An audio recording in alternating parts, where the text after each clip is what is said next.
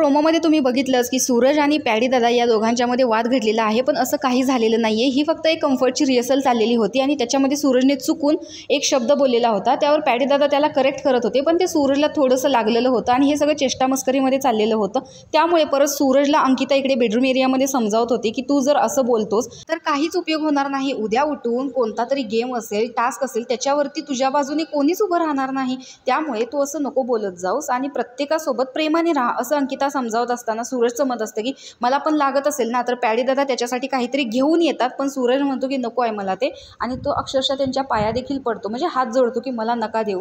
तर थोडक्यात इथं प्रोमोमध्ये दाखवण्यात आलेलं आहे की सूरज आणि पॅडी दादा या दोघांचं भांडण लागलेलं आहे, म्हणजे त्यांनी वांग्याचा भोपळा करून दाखवलेला आहे प्रोमो। तर पॅडी दादा देखील सूरजला इकडे सॉरी म्हणतात की इथून पुढे मी तुला असं बोलणार नाही किंवा तुझ्या गोष्टी कोणत्या करेक्ट करणार नाही, तर असं काही घडलेलं नाहीये, त्यामुळे कोणीही त्या दोघांवरती टीका करू नये किंवा नावं ठेवू नये।